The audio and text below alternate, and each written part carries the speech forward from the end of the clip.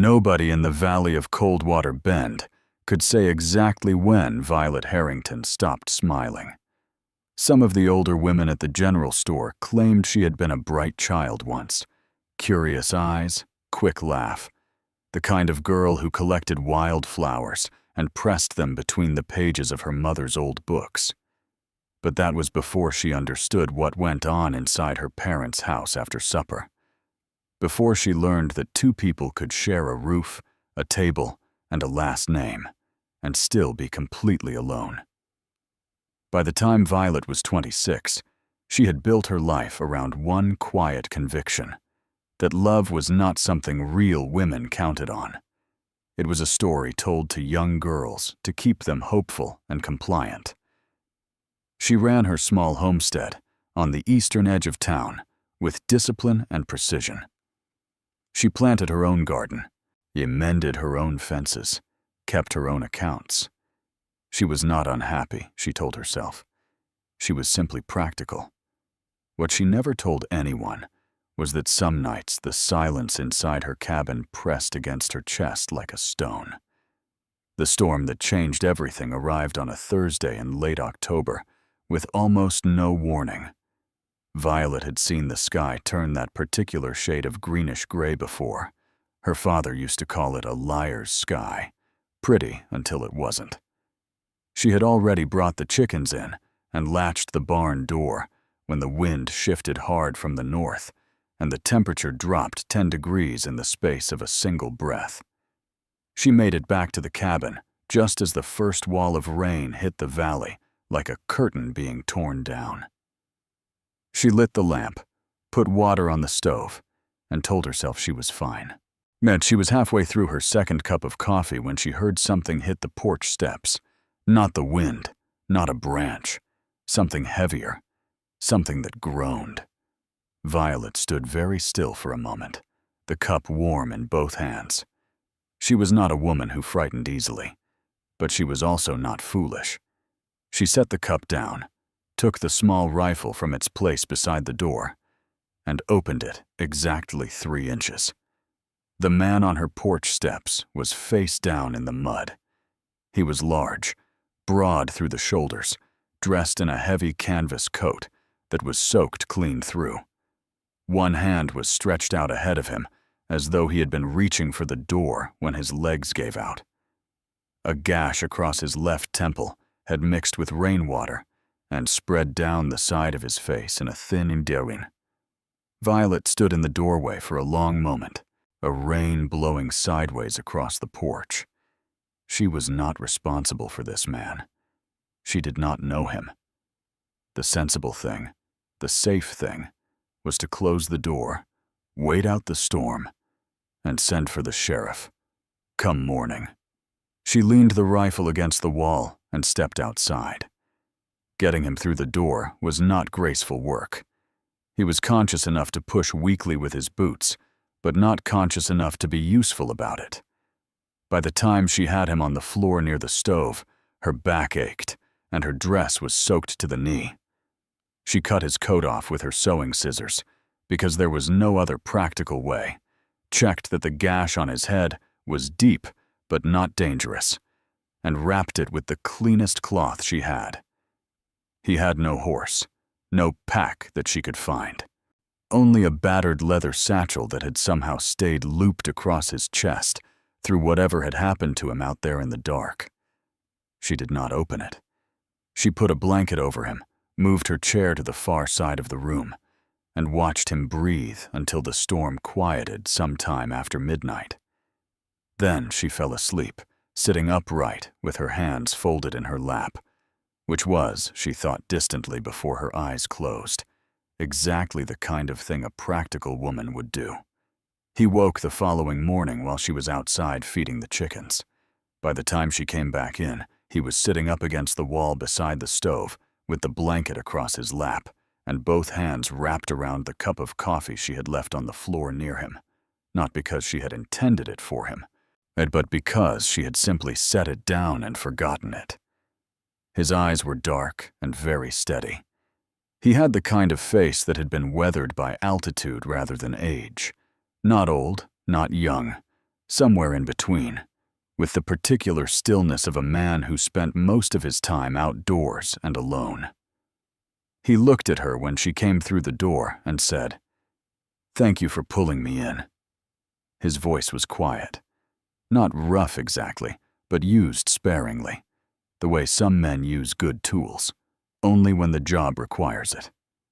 Violet hung her coat on the hook by the door and said, "Can you walk?" He considered this seriously, as though it were a reasonable question deserving a reasonable answer. "Not far," he said. "Not yet." She looked at him for a moment. Then she went to the stove and put more water on. "You'll stay until the mud dries," she said, with her back to him. "After that, you're on your own." He said nothing.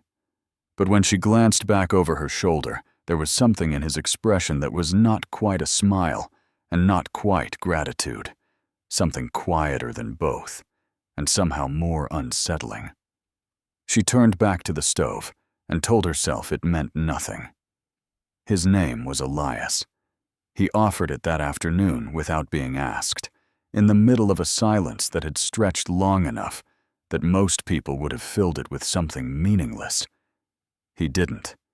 He simply said, "Elias," as though continuing a conversation they had already been having. "Violet," she said, without looking up from her mending. He nodded once, as if that settled something, and went back to looking at the fire. She told herself he was just a stranger she had pulled out of the mud, a man with nowhere to be in a storm. The moment the ground firmed up, he would be gone, back to wherever a man like that came from. The mountains, probably, given the way he sat with his back straight and his hands still, completely unbothered by silence and space. That was fine. That was exactly fine. What she did not expect was that on the second morning, she would wake before dawn and lie in the dark listening to the quiet sounds of him on the other side of the wall, the small shift of the floorboards, the careful sound of him feeding wood into the stove so she wouldn't wake to a cold house, and feel, for the first time in longer than she could honestly remember, that the silence inside the cabin was not pressing against her chest at all. She lay there a long moment staring at the ceiling. Then she got up, tied her hair back, and went to make breakfast because she was a practical woman, and that was what practical women did. But the feeling did not leave. The mud dried on the fourth day. Violet knew it before she even stepped outside. She could tell by the way the morning light came through the window. Sharper, cleaner, the kind of light that only arrives after the land has had its fill of water and settled back into itself. She stood at the kitchen window with her coffee and looked out at the yard and thought, well, that's that then. She expected to feel relieved. She did not feel relieved. Elias was already up when she came downstairs, which had become his habit. Quiet and unhurried, moving around her kitchen with the careful consideration of a man who understood he was a guest in someone else's space. Yet he had repaired the loose hinge on her back door the previous afternoon without being asked, using tools he'd found in her barn, and returning them exactly where he'd found them. He had not made a point of it, had not waited for her to notice. She had noticed anyway. She set her cup down and said, "Ground's firm." He looked up from the stove. "It is," he agreed. There was a pause that lasted several seconds longer than it should have. "You'll be wanting to move on then," she said. Elias looked at her with those steady dark eyes and said, "I don't have anywhere pressing to be." Violet picked her cup back up. "Everyone has somewhere to be." "Not me," he said simply, and turned back to the stove. "Not right now." She wanted to tell him that was not a reasonable answer, that she had not agreed to anything beyond the mud drying, that this was her home and her space, and she had managed perfectly well alone for years, and did not require the company of a man she had found unconscious on her porch steps 4 days ago. She said none of those things. What she said was, There's a fence post on the north side that needs resetting. Elias nodded once. I'll find it. The days that followed had a shape to them that Violet did not entirely trust. It was too easy, was the problem. Elias moved through her homestead, the way weather moves through a valley, present and real, but never demanding anything of the landscape it passed through. He worked from early morning until the light failed, taking on the kind of slow, persistent tasks that had accumulated across 3 years of her managing. Everything alone. Fence posts, a sagging barn beam, or the root cellar door that had swollen in the wet and refused to close properly. He never asked what needed doing. He simply looked, assessed, and did the work.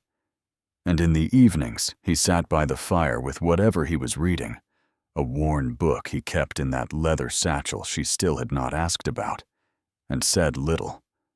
Sometimes nothing at all, for hours.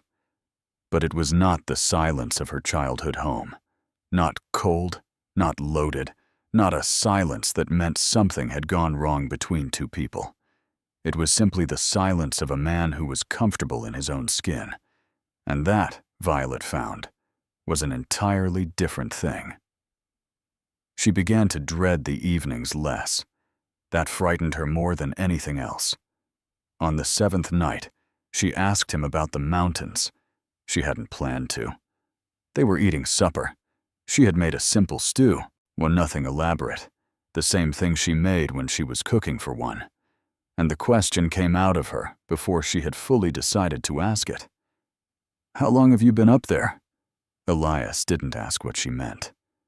6 years, he said. Alone? Mostly. She watched him for a moment. And you don't find that... She paused, searching for the right word. Lonely? He offered quietly. I was going to say difficult. The corner of his mouth moved, not quite a smile. It was what I needed at the time, he said. Quiet has a way of sorting things out that noise never quite manages.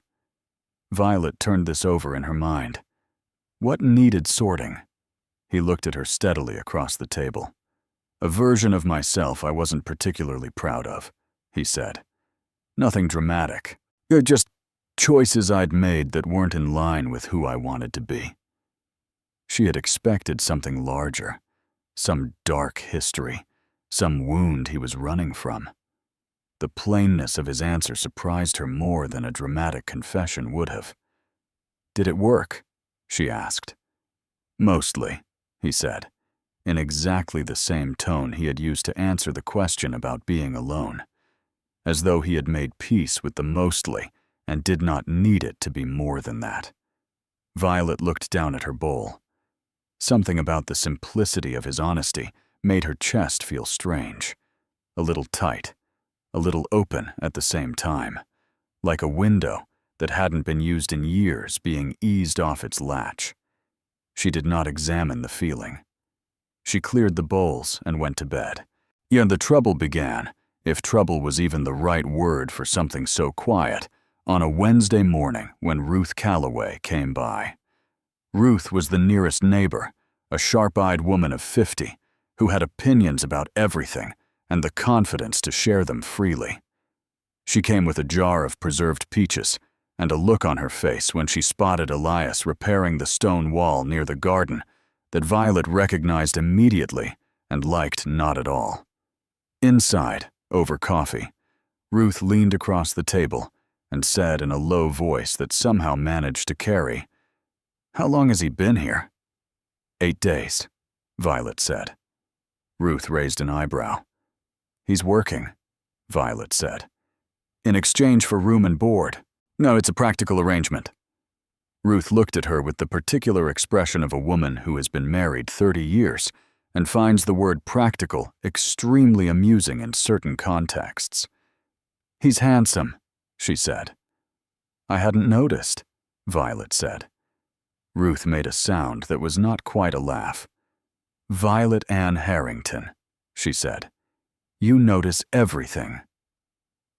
After Ruth left, Violet stood at the window for a long moment watching Elias work. He had his coat off despite the cold, moving methodically along the wall, fitting each stone with the same unhurried attention he gave to everything. He paused once, looked up at the sky, then back down at the stone in his hand. Completely at ease. Completely present. She turned away from the window. Ruth was wrong. It was a practical arrangement. That was all. Well, what unraveled that particular certainty was not a dramatic moment. It was a Thursday afternoon, gray and still, when Violet came in from the garden to find Elias sitting at her kitchen table with her mother's old pressed flower book open in front of him. He had not been snooping. The book had slipped from the shelf when he'd reached past it for something, and he'd caught it before it hit the floor and opened it without thinking the way anyone would. He looked up when she came in, with genuine apology already forming on his face. But Violet had stopped in the doorway, because he was holding it carefully. Both hands. The way you hold something that belongs to someone else and matters, even if you don't know why it matters. The pages were old and fragile, and the flowers pressed inside were nearly 30 years gone from any garden. But he held it like it was worth being careful with. "I'm sorry," he said. "It fell." She crossed the room, and he held it out to her. She took it, and for a moment their hands were both on it at the same time. His letting go slowly, hers taking hold, and neither of them moved for just a second too long. "My mother's," she said. "I thought it might be," he said quietly. "The handwriting in the margins looked older than you." She looked down at the book. Her mother had written the names of every flower in small, careful script beside each pressed petal. Violet had looked at those words 1,000 times, had spent years feeling the complicated ache of them, the evidence of a woman who had loved small, beautiful things and married a man who couldn't see them. She had a good eye for beauty, Elias said, even if nobody told her so. Violet looked up at him sharply. She hadn't told him anything about her mother, nothing beyond the fact of her being gone. He hadn't been guessing. He had been reading the margins, the care in those small written words, the flowers chosen, the way someone documents what they love when they believe nobody else will think it worth documenting. Violet set the book down on the table. Her hands were not entirely steady. "I'll start supper," she said. Her voice came out quieter than she intended. Elias said nothing. He simply moved to give her space, settling back into his chair by the fire, opening his own book, leaving her to the stove, and the silence, and the strange, full feeling that had taken up residence in her chest and showed absolutely no intention of leaving. That night, long after the fire had burned to coals and the cabin had gone dark and quiet, Violet lay in her bed and stared at the ceiling and thought about her parents. She thought about her father's face at the dinner table, present in body, absent in every way that counted. She thought about her mother pressing flowers into books because there was nowhere else to put the tenderness she carried. She thought about the promise she had made herself at 16, standing in the yard on a cold morning, watching her parents move around each other like furniture. "I will never depend on anyone for my happiness. I will never hand someone that kind of power over me." It had felt like wisdom then. Lying in the dark now, listening to the quiet sounds of the cabin settling around her, but she found herself wondering for the first time whether the promise had been wisdom at all, or whether it had simply been fear wearing wisdom's clothes. She did not answer the question, but she did not push it away either. And that, for Violet Harrington, was something entirely new. November came in cold and certain, the way it always did in Coldwater Bend. Not gradually, but all at once, as though the season had simply made up its mind overnight. Violet woke to frost on the inside of the window glass and lay there a moment looking at the pale fern patterns it made against the gray morning light, thinking about nothing in particular, which was itself unusual. She was a woman who woke with her mind already organized, already listing, already moving toward the day's work. But the fact that she could lie still for even a few minutes without her thoughts arranging themselves into tasks felt like a small change she couldn't quite account for. She could hear Elias below. The stove, the quiet knock of the kettle being moved, the small domestic sounds that had, without her fully consenting to it, become part of the rhythm of her mornings. She got up, tied her hair back, and went downstairs. He had made coffee and left a cup at her place at the table, which he had begun doing sometime in the second week without comment or ceremony. She sat down and wrapped both hands around it and looked across the table at him and said, "How's the shoulder?" He had strained it 3 days ago, lifting a beam in the barn. He had not complained. She had noticed the way he held it slightly forward when he thought she wasn't watching. Better," he said. "You should rest it today." He looked at her over his cup. "There's the roof section above the—" "It'll keep," she said. "One day won't bring it down." A pause. Then, quietly, "All right." She looked up. In all the weeks he had been here, she had offered him very little in the way of direct care. Practical help, yes, food and shelter, and the occasional dry observation about his stubbornness. But not this, not the simple act of telling him to rest and meaning it as something more than instruction. He was looking at her with that steady expression she had come to know, the one that gave nothing away, but withheld nothing either.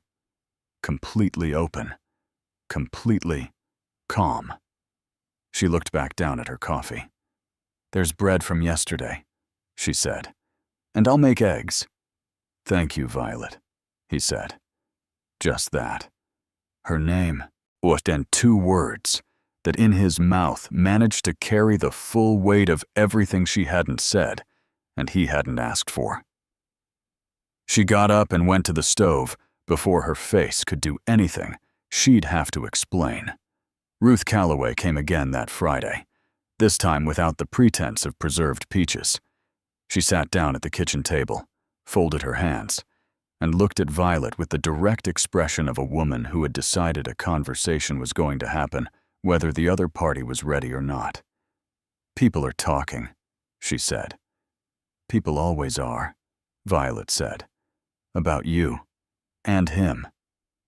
Violet set her cup down. "There is nothing to talk about." Ruth tilted her head slightly. "Violet, I have known you since you were 9 years old. And I watched you grow up in that house with your parents, and I watched what it did to you. And I have never once in all those years seen you look the way you look when that man comes through a door." The silence that followed was very long. "I don't know what you mean," Violet said, though the words felt thin even as she said them. "Yes, you do," Ruth said, not unkindly. "That's exactly what worries me. Not that you feel it, but that you'll talk yourself out of it before you let yourself have it." After Ruth left, Violet stood in the yard in the cold for a long time, arms folded against the wind, looking at nothing in particular. From the barn, she could hear the faint sounds of Elias doing something quietly useful, despite being told to rest. Not the roof, she noted. Something smaller. Something that wouldn't strain his shoulder. And he had listened to her. He had simply found another way to be useful, because that was who he was. She stood there until her fingers went numb. Then she went inside. That evening, she found him on the porch after supper, sitting on the step looking out at the dark valley with his elbows on his knees and his coffee going cold beside him. She stood in the doorway a moment before he heard her, and in that unguarded moment she saw something in his posture she hadn't seen before. Not sadness exactly, but the particular weight of a man who had been alone long enough that he had almost stopped noticing it. The way you stop noticing a sound that never changes. She came and sat beside him on the step. Not close, not far, just beside him. They sat without speaking for several minutes. Tituri tutui.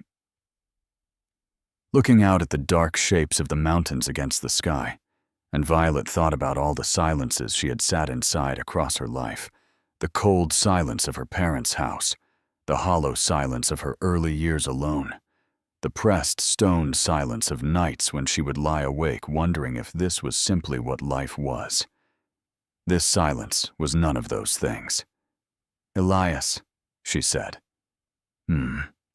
What made you come down from the mountain this time?" He was quiet for a moment, turning his cup slowly in his hands.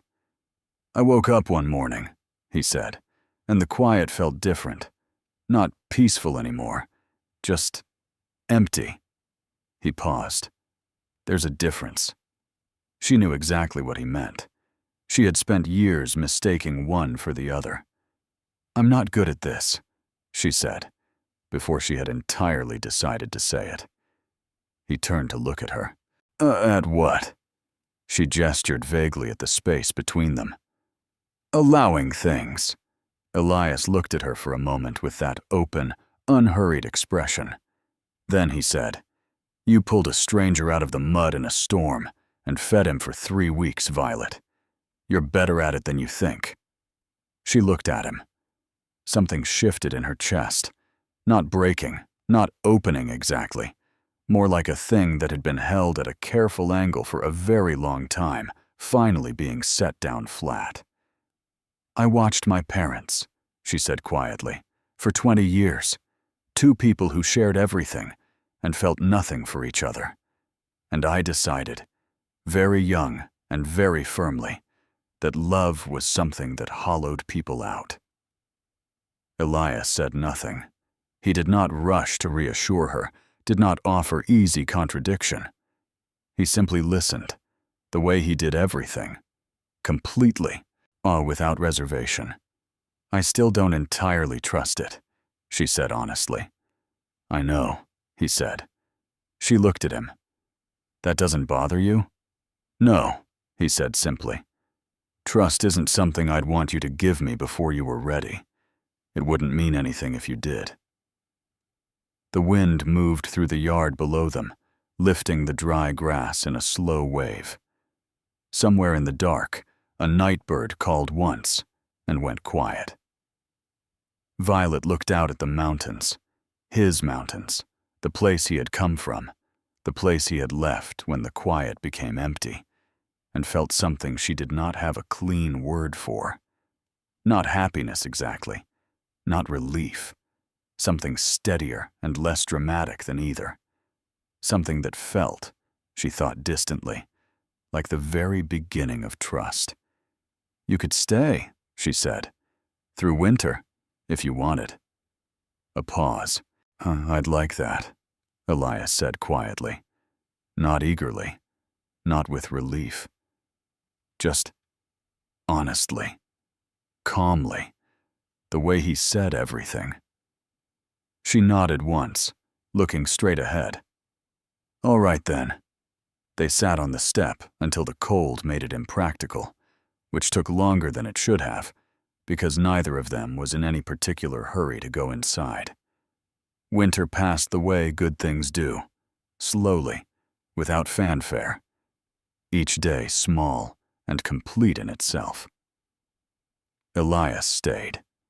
He fixed the roof section above the east window and rebuilt the stone wall along the garden's north edge and split enough wood to last well past spring.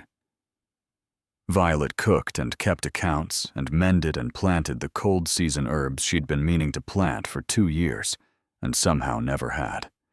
They moved around each other in the small space of the cabin with the natural ease of 2 people who have quietly negotiated a shared life without ever sitting down to do it formally.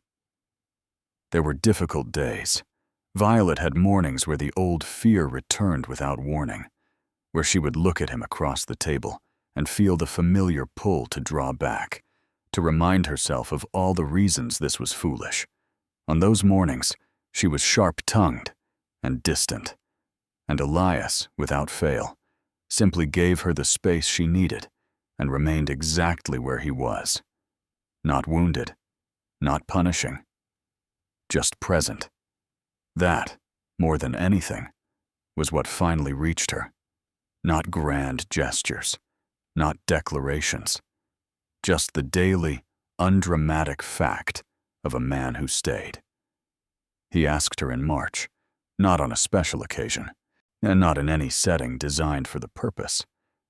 They were in the garden in the thin early spring sunlight, Violet on her knees, turning the first soil of the season.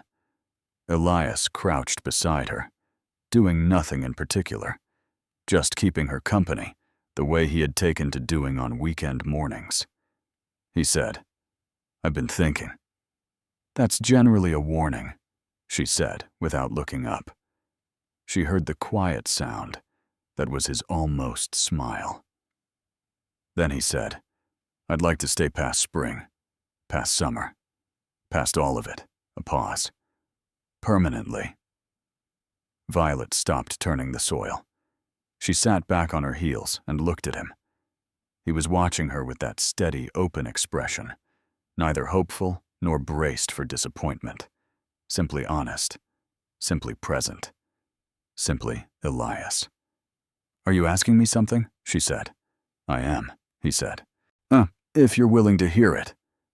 She looked at him for a long moment. This man who had come out of a storm and never made her feel crowded, never pushed, never asked her to be anything other than exactly what she was. This man who had held her mother's flower book like it mattered. "I'm willing," she said quietly.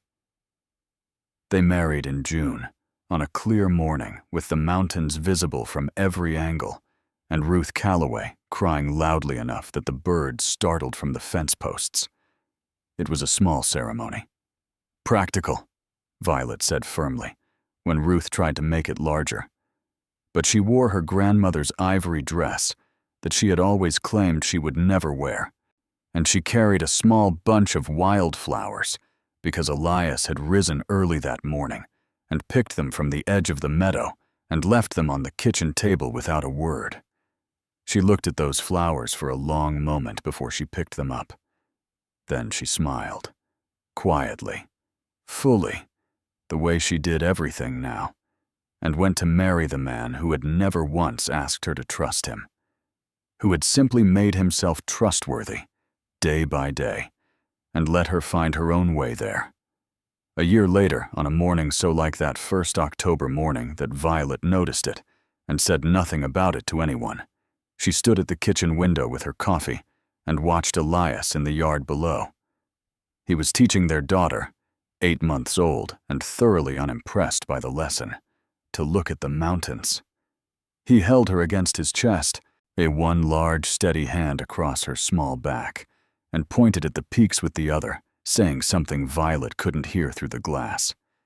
The baby reached up and grabbed his finger instead. Elias laughed, low and warm and entirely unguarded. Violet stood at the window a moment longer, her coffee warm in both hands, the morning light clean and bright across the yard. The silence inside the cabin was not pressing against her chest. It had not pressed against her chest in a very long time.